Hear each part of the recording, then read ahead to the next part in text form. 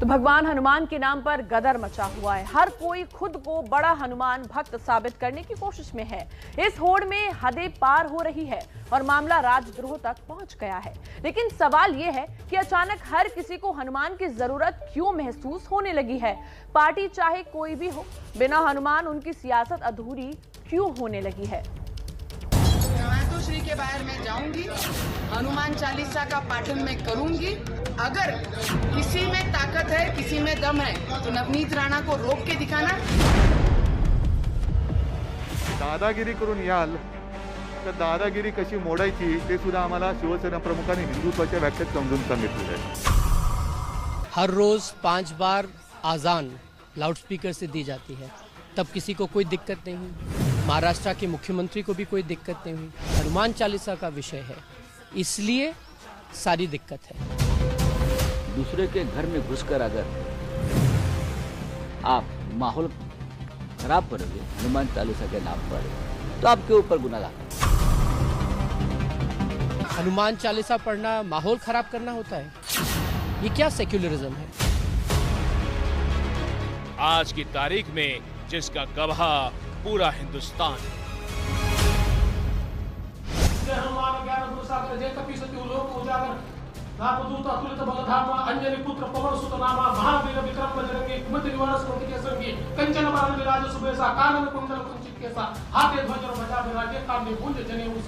हनुमान चालीसा देवेंद्र जी आती है आपको, और आपको पता है कब पढ़ सकते हैं, उसके नियम होते हैं।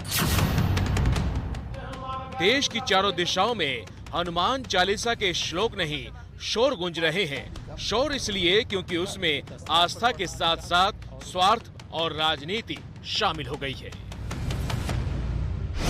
उद्धव ठाकरे को पता नहीं है, ठाकरे सरकार के सभी घोटाले निकाल कर उन घोटालों की लंका में आग लगा कर ही ये हनुमान चालीसा पढ़ने वाला भक्त स्वस्थ बैठे।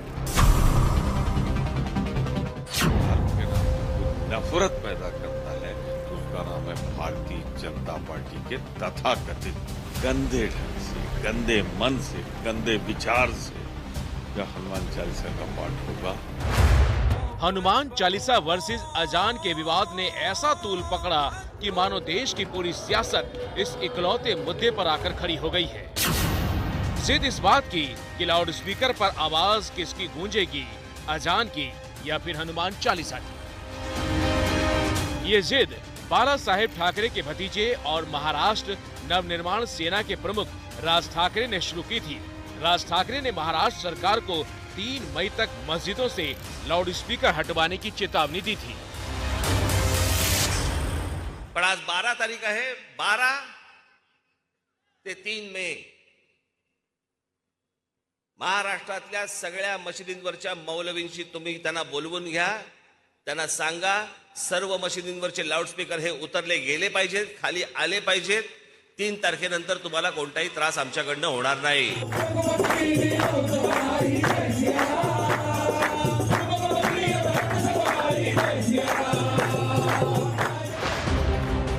मराठी मानुष की राजनीति करने वाले राज ठाकरे ने कट्टर हिंदुत्व की लाइन पर आगे बढ़ते हुए ये कहा था कि अगर मस्जिदों से लाउड स्पीकर नहीं हटे तो उनकी पार्टी के कार्यकर्ता मस्जिदों के बाहर हनुमान चालीसा का पाठ करेंगे।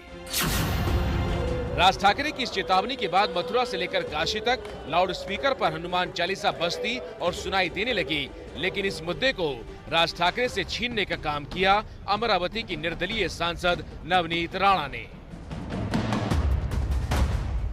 मातोश्री के बाहर मैं जाऊंगी, हनुमान चालीसा का पाठन मैं करूंगी। अगर किसी में ताकत है, किसी में दम है, तो नवनीत राणा को रोक के दिखाना। नवनीत राणा ने उद्धव सरकार के घर के बाहर हनुमान चालीसा पढ़ने की चुनौती दी थी। नवनीत मातोश्री के बाहर तो चालीसा नहीं पढ़ पाई, लेकिन राजद्रोह के आरोप में पति के साथ 14 दिन के लिए जेल जरूर पहुंच गई। नवनीत राणा जेल पहुंच चुकी हैं और गिरफ्तारी के बाद सीएम उद्धव ठाकरे ने कड़े शब्दों में कहा कि कोई उन्हें ना तो दादागिरी दिखाए और ना हिंदुत्व का पाठ पढ़ाए।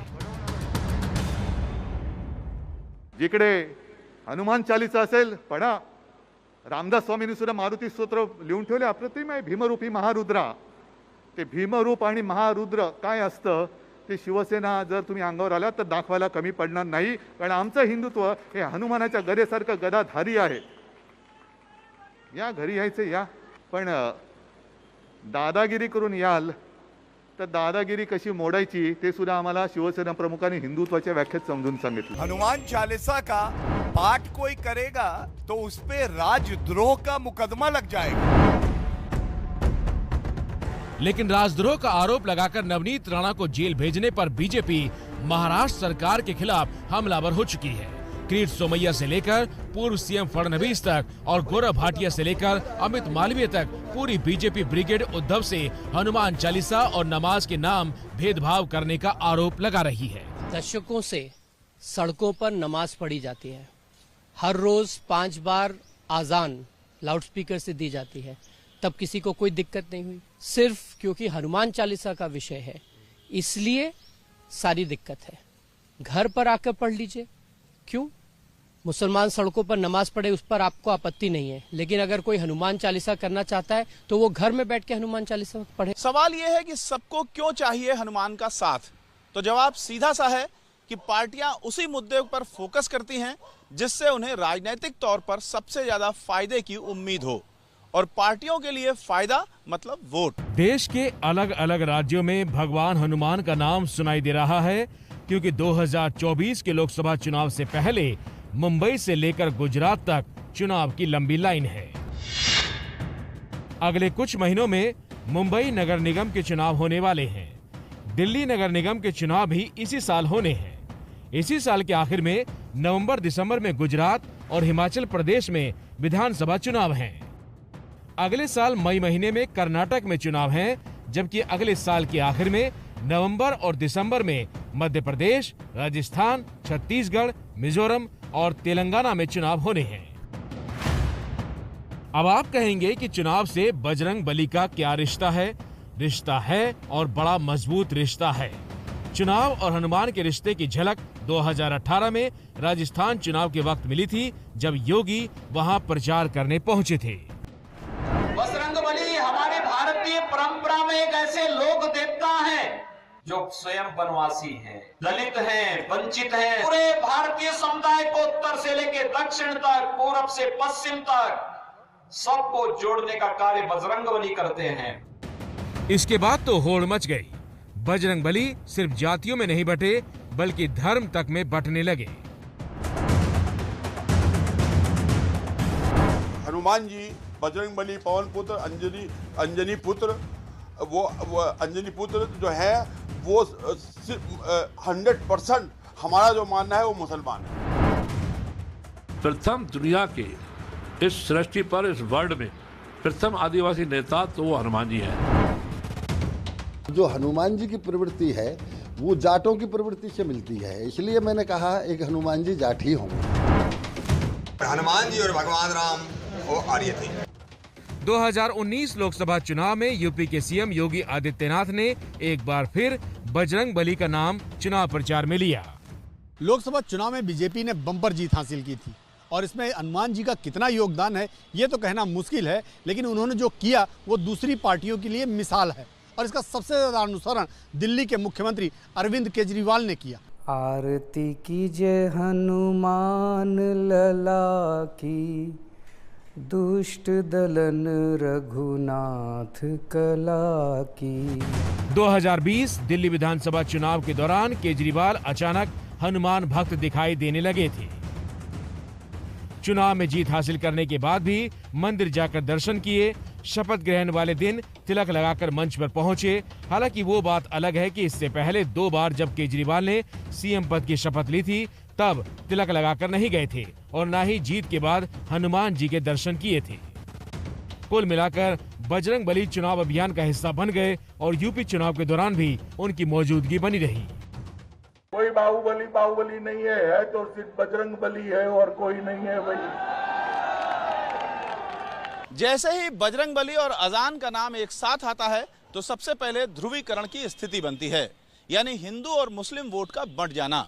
जिसे जैसे वोट चाहिए वो पार्टी उतनी ही जोर से हनुमान या अजान का नाम लेती है. एक रिसर्च भी है जो भगवान हनुमान की इस राजनीतिक जरूरत की बात पर मुहर लगाती है।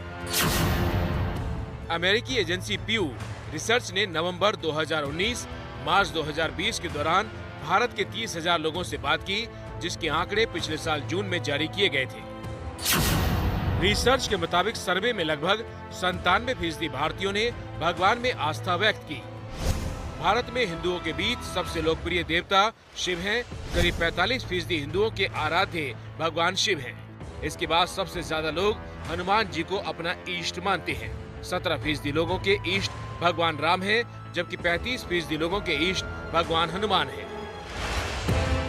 मतलब ये है कि अयोध्या में भव्य राम मंदिर के निर्माण से पहले जिस चुनावी रणनीति में जय श्री राम और भगवान राम का नाम गूंजता था, वहां अब उनके सेवक हनुमान का नाम गूंजने लगा है। मतलब राम जी करेंगे बेड़ा पार से नैरेटिव हनुमान जी करेंगे बेड़ा पार की तरफ जा चुका है। सुविधा और मौका देखकर चेहरा बदला जा चुका है और भगवान का नाम लेकर पार्टियां अपना अपना एजेंडा पूरा करने में जुट गई है।